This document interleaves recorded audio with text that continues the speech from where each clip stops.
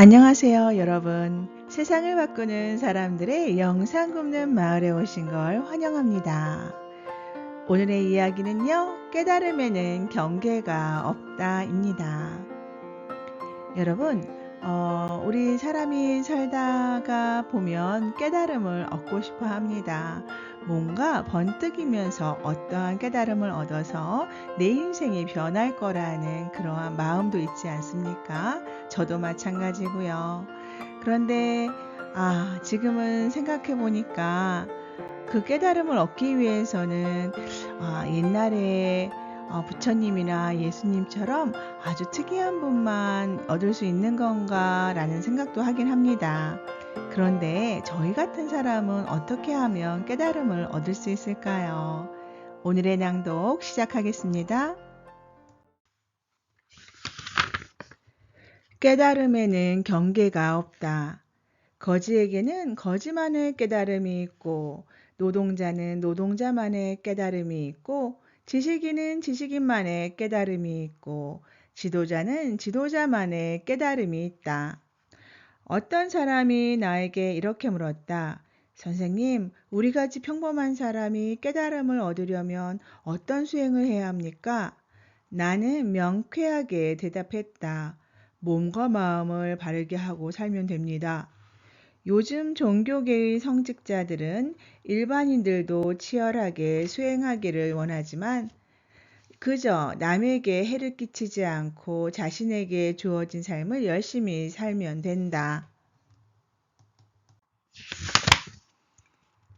깨달음을 얻는 방법은 어려운 게 아니다.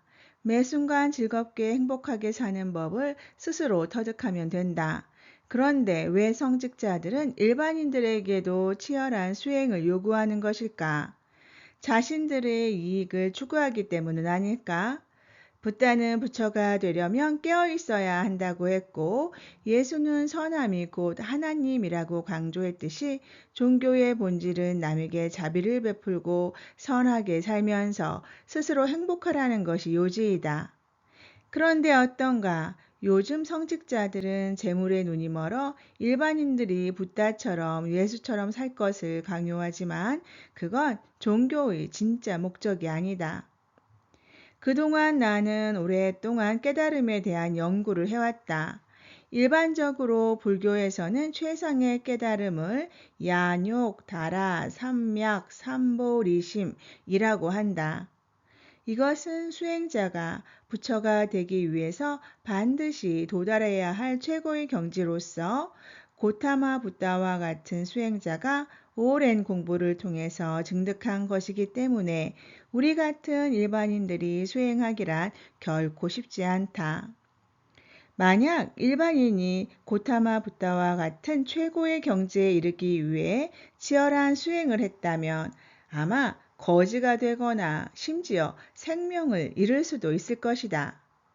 다만 고타마 붓다는 치열한 수행을 통해서 증득했던 진리를 중생들에게 들려줘서 그들의 삶이 좀 더 행복해지기만을 원했을 뿐이다. 예수의 가르침도 별반 다를 바가 없다. 이처럼 일반인들은 붓다와 예수처럼 높은 경지의 수행법이 필요하지 않고 자신의 근기에 알맞은 수행법을 행하면 된다. 그러니까 종교계의 성직자들은 더 이상 일반인들에게 지나친 수행을 강요해서는 안 된다는 것이다. 깨달음에도 개인이 가지고 있는 에너지 질량에 따라서 높낮이가 있다. 말하자면 노동자는 자신이 해야 할 일을 정확하게 알고 거기에 맞게 몸과 마음을 바르게 쓰면 된다. 그렇게 되면 언젠가는 자신을 성장시켜줄 최고의 질량을 가진 경영자를 만나게 되지만 그렇지 못하면 영원히 노동자 생활에서 벗어나지 못한다. 이렇듯 자신의 일에 최선을 다할 때 최고의 깨달음이 얻어지게 된다. 왜냐하면 깨달음에는 경계가 없기 때문이다.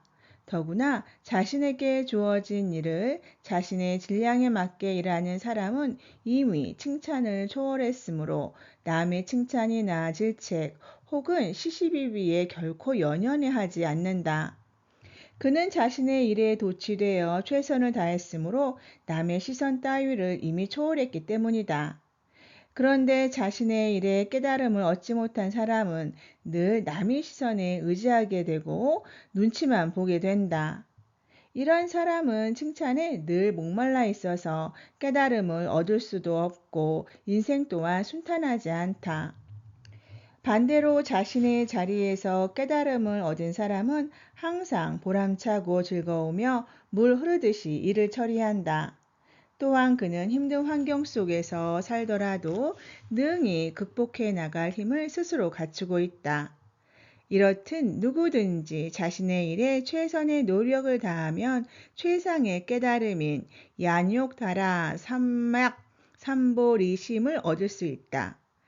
그러므로 지식인은 지식인의 일을 해야 하고 지도자는 지도자로서 자신의 본분에 충실할 때 비로소 깨달음을 얻을 수가 있다.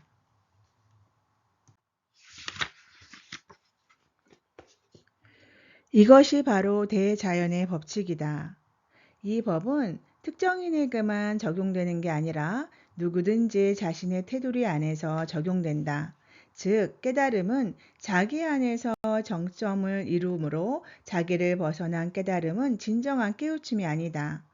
또한 깨달음에는 높고 낮음이 없으므로 항상 자신의 그릇에 알맞게 찾아온다. 깨달음은 지식이 많고 적음에 따라 얻어지는 것이 아니다.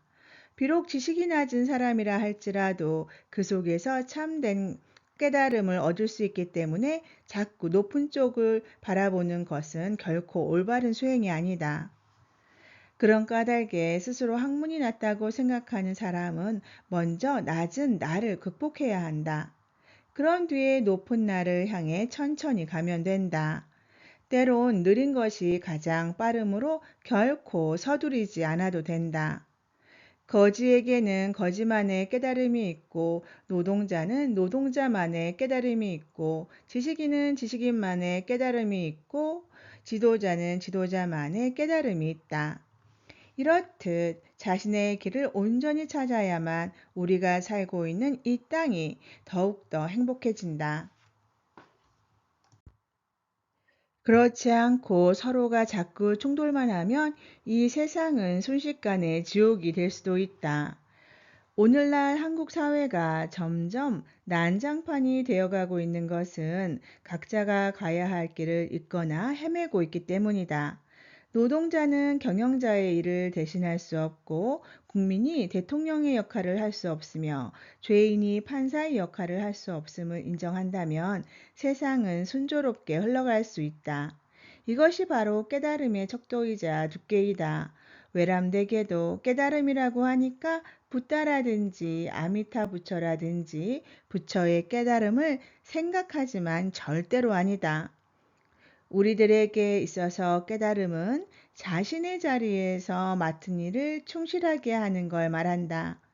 붓다는 붓다의 깨달음이 있듯이 소상인은 소상인의 깨달음을 가져야 한다. 노동자는 노동자의 깨달음을 가져야 한다. 선생은 선생으로서의 깨달음을 가져야 하고 부모는 부모의 깨달음을 가져야 한다. 그런데 어떤가? 붓다와 같은 깨달음을 얻기 위해 수많은 수행자들이 지금도 공부를 하고 있지만 시대착오적이다. 아무리 열심히 수행한다고 해도 고타마 붓다와 같은 깨달음은 결코 이룰 수 없다. 고타마 붓다의 깨달음은 고타마 붓다 그만의 것이다. 예수의 깨달음은 예수 그만의 것이다. 그러므로 그 누구도 성자와 같은 깨달음을 절대로 얻을 수가 없다.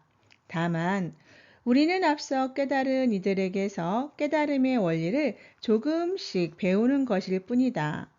우리는 그저 각자의 삶 속에서 깨달음을 얻으면 된다. 대통령의 깨달음과 노동자의 깨달음은 다르다. 뱁새가 황새를 따라가려면 가랑이가 찢어지듯이 자신의 자리에서 깨달음을 얻으면 된다. 이것이 우리가 말하는 본분이다. 그러니까 자신의 본분을 잊지 말라. 고타마 붓다 이후 수많은 수행자가 깨달음을 고하기 위해 수행한다고 목탁을 두드리며 산속에 처박혀 있지만 깨달은 자는 극히 소수에 불과하다. 어쩌면 한 명도 없을 수도 있다. 타인의 깨달음을 쫓아갔기 때문이다. 우리는 붓다와 같은 근기가 없고 그 시대와 지금은 환경이 다르고 수행 방법도 급변하고 있다. 고기 장사가 고기를 파는 방식이 다르고 군고구마 장사가 고구마를 파는 방식이 다르듯이 수행 방법도 사람에 따라서 다르다. 그러므로 지성과 지식을 갖춘 현대인의 수행 방법도 다를 수밖에 없다.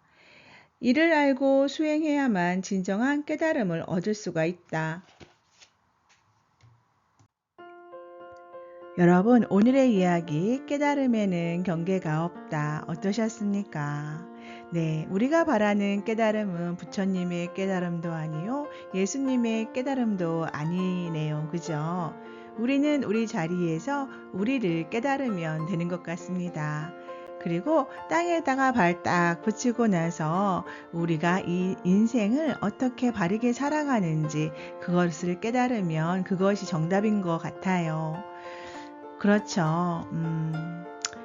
깨닫는다고 해서 현실에서 너무 동떨어졌다면 뭐 저희가 모두 산에 가서 스님이 될 것도 아니고 저희가 다 목사님이 될 것도 아니고 천주교 교단은 뭐라 그러죠? 예, 성직자분, 신부님이 될 것도 아니고요. 그렇죠. 그분들은 그분의 깨달음이 있고요. 우리는 우리의 깨달음이 있는 것 같습니다. 네, 여러분. 우리 깨달음이라는 거 너무 어렵게 생각은 하지 말고요. 우리 자신을 깨닫는 데에서 충실하도록 해요. 책 소개 잠시 드리겠습니다. 통찰과 역설, 본질을 알면 모순이 보인다. 저자 천공 발행처 마음서재입니다. 책의 내용 중에 5부 깨달음에는 경계가 없다 해서 오늘의 이야기 가져와서 제가 낭독해 드렸습니다. 여러분 오늘도 정말 감사하고요. 기쁘고 즐거운 하루 만드세요.